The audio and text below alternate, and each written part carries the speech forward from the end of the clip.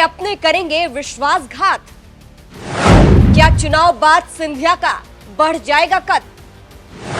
देखिए ज्योतिरादित्य सिंधिया पर बड़ी भविष्यवाणी।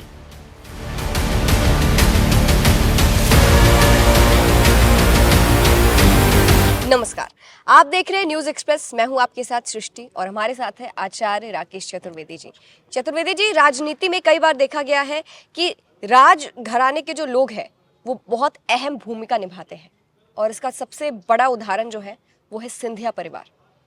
राजस्थान में देख लीजिए, मध्य प्रदेश में देख लीजिए, इन्हीं में आते हैं सिंधिया परिवार के राजकुमार ज्योतिरादित्य सिंधिया, जो कांग्रेस से बीजेपी में आए थे। कहा गया कि हो सकता है सिंधिया को कोई बड़ा पद मिले, जो कांग्रेस में उनको नहीं मिल पा रहा था। उन्होंने इतना लंबा सफर छोड़कर बीजेपी भी ज्वाइन किया, लेकिन अब तक सिंधिया को कोई बड़ी जिम्मेदारी नहीं मिली है। अभी भी बस वो उसी रोल में नजर आते हैं। क्या है सिंधिया का फ्यूचर? आगे चल के कुछ बीजेपी में उन्हें लाभ मिलेगा या ऐसे ही चलता रहेगा उनका सफर?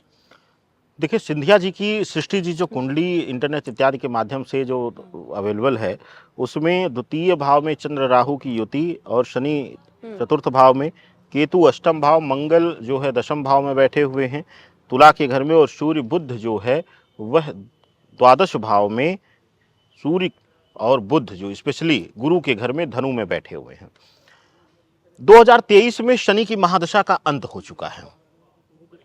शनि की स्थिति जो है चतुर्थ भाव में और केतु जो है अष्टम भाव में होने की वजह से और चंद्रमा राहु का ग्रहण योग बनने से इनकी कुंडली में अब तक हमने देखा है कि जिस काबिलियत से यह आगे बढ़े थे और जो काबिलियत इनकी है, जो पॉपुलैरिटी इनकी है अपने लोगों के बीच, एक राजा की छवि इनकी है, और अपनों के लिए जितना मैं इनके बारे में जानता हूँ, वहाँ के लोगों से मैं मिला हूँ, कई लोगों की कुंडली देखा हूँ, तो वो लोग जो रिस्पांस देते हैं वहाँ के लोकल, कि वह अभी भी अपने आप को एक राजा की भूमिका में रख करके उन लोगों के लिए वहाँ पर प्रयास करते हैं, उन लोगों के लिए काम करते हैं। तो ज्योतिरादित्य सिंधिया जी के लिए कहा जाए कि जो उनको मिलना चाहिए था चंद्र राहु की ग्रहण युति से, वह मिला नहीं है, उनसे दूर रहा है वह चीज। और यही कारण है कि मानसिक, क्योंकि चंद्र राहु की जब युति बनती है तो मानसिक अवसाद का शिकार होना पड़ जाता है, हमें मानसिक रूप से पीड़ा मिलती है, और उसी पीड़ा से मुक्ति के लिए उन्होंने बीजेपी ज्वाइन किया, वहां से छोड़ा कांग्रेस का दामन।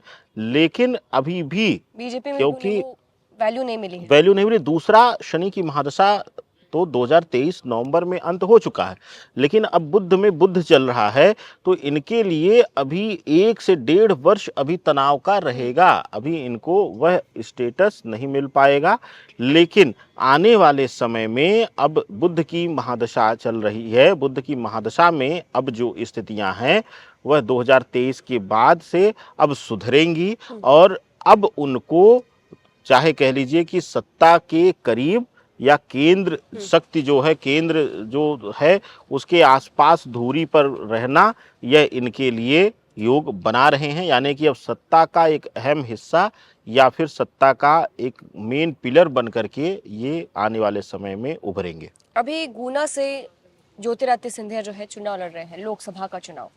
क्या लगता है इस बार उनकी परफॉर्मेंस कैसी होंगी? 4 जून को रिजल्ट आने वाला है। देखिए, सूर्य बुध की युति है गुरु के घर में, और सूर्य बुध के प्रभाव से देखा जाए तो इस बार वहां पर उनके लिए प्रभाव वृद्धि और होगी, और एक अद्भुत जीत वह हासिल करेंगे, और इस जीत के बाद उनका कद और बढ़ेगा, चाहे पार्टी में हो, चाहे सरकार में, केंद्र सरकार में हो। आप देखेंगे कि उनकी वैल्यू, उनका पद उनका बढ़ाया जाएगा, उनका मान सम्मान बढ़ेगा। अच्छा, जब विधानसभा चुनाव हुआ था मध्य प्रदेश में, तो सीएम फेस को लेकर काफी चर्चा थी।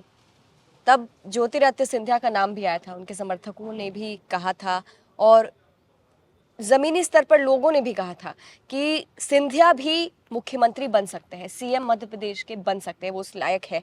तो क्या उस कुर्सी तक कभी सिंधिया पहुंच पाएंगे? देखिए, पिछले जो विधानसभा चुनाव हुए हैं, आप ही के एक दूसरे मंच से हमने सृष्टि जी कहा था कि उनका चेहरा और उनका जो कुंडली है अभी मुख्य कुर्सी पर, यानी कि एक गद्दी पर बैठने की नहीं है।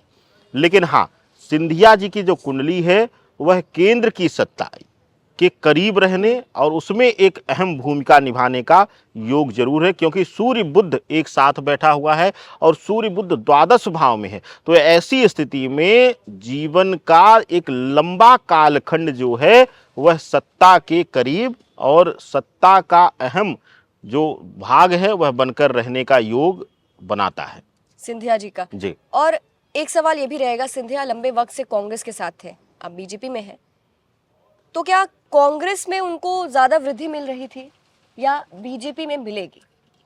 देखिए, कांग्रेस या बीजेपी, कांग्रेस में भी उनको खूब एक समय पे था, उसका प्रभाव एकदम चरम पे था। जब कांग्रेस चरम पे थी उनका प्रभाव भी चरम पे था, ऐसा नहीं कह सकते राहुल हैं। गांधी के करीबी दोस्त राहुल माने गांधी जाते के थे। बहुत करीबी माने जाते थे और राहुल के करीबियों में सबसे पहला नाम इनका आता था। कहते हैं कि सिंधिया जी और सचिन पायलट दाहिना और बायां हाथ बिल्कुल, बनकर बिल्कुल। हमेशा चलते थे और राहुल गांधी भी ये चीज़ मानते थे और जितने भी बड़े निर्णय थे राहुल गांधी के उस समय उनमें इनकी भूमिका अहम रहती थी। तो ऐसे में सिंधिया जी का कहा जाए तो ऐसा नहीं कि उनका प्रभाव कम था कांग्रेस में, लेकिन ग्रहीय दृष्टिकोण से शनि बीतते बीतते महादशा में वह उनको थोड़ा सा डाउन किया था प्रभाव में। उनके जो राहुल गांधी से भी संबंध कहीं ना कहीं बिगड़े थे। तो ऐसी स्थितियों में अब बुध की महादशा में अब फिर से वह वही मान सम्मान पद प्रतिष्ठा बीजेपी में पाने में हासिल करने में कामयाब हो जाएंगे। सिंधिया के समर्थकों को लेकर अभी चर्चा थी कि उनके समर्थक उनका साथ छोड़ सकते हैं, उनके अपने उनका साथ छोड़ सकते हैं। एक उनकी समर्थक थी, उनका ऑडियो वायरल हुआ था जिसमें वो कांग्रेस को वोट देने के लिए कह रही थी। फिर विधानसभा चुनाव के वक्त भी सिंधिया के समर्थकों ने खुद प्रदर्शन किया था उनके महल के सामने, उनके खिलाफ आ गए थे। तो क्या सच में आगे चल के सिंधिया के साथ भी वो विश्वासघात हो सकता है, वो धोखा हो सकता है जो उन्होंने कांग्रेस के साथ कर दिया था? देखिए, शुक्र उनका गुरु के साथ युति लेकर के मंगल के घर में बैठा हुआ है, तो ऐसे में उनके अपने ही उनके विरोध में कहीं ना कहीं समय समय पर रहे हैं और उनके खास करीबी ही उनसे विरोध कर, क्योंकि शुक्र मंगल का जो है वह शत्रुगत संबंध होता है। तो ये चीज़ें उनके जीवन में चलती रहेंगी और एक राजा, मुझे लगता है एक राजघराने में पैदा हुए हैं तो इससे उनको डरने की या घबराने की ज़रूरत भी नहीं है, क्योंकि हमेशा उन्होंने इस चीज़ का सामना किया है और इससे बहुत अच्छी तरीके से उन्होंने लड़ा भी है। तो ये चीज़ें अभी उनको और देखनी पड़ेंगी, बल्कि अभी और उनके करीबियों में भी लोग फिल्टर होंगे, यानी कि अभी उनके जो आसपास हैं वो बहुत से बनावटी चेहरे हैं, दिखावटी चेहरे हैं, उनको भी आने वाले समय में वो जल्दी ही फिल्टर कर ले जाएंगे। यानी सिंधिया साइडलाइन नहीं किए जाएंगे, आगे चलकर उनको वो वैल्यू मिल सकती है। बिल्कुल बिल्कुल मिलेगी शशि जी, और सिंधिया जी बहुत बड़ा चेहरा बनकर आएंगे देखिएगा आने वाले समय में, और मध्य प्रदेश ही नहीं वह पूरे भारतवर्ष के लिए एक बड़ा चेहरा बनकर आएंगे। जी, ये तो आने वाले वक्त में पता चलेगा। खैर, अभी सिंधिया चुनाव जीतने के बाद क्या बड़ी भूमिका निभाते हैं ये वक्त बताएगा। आपको क्या लगता है कमेंट करके जरूर बताइएगा।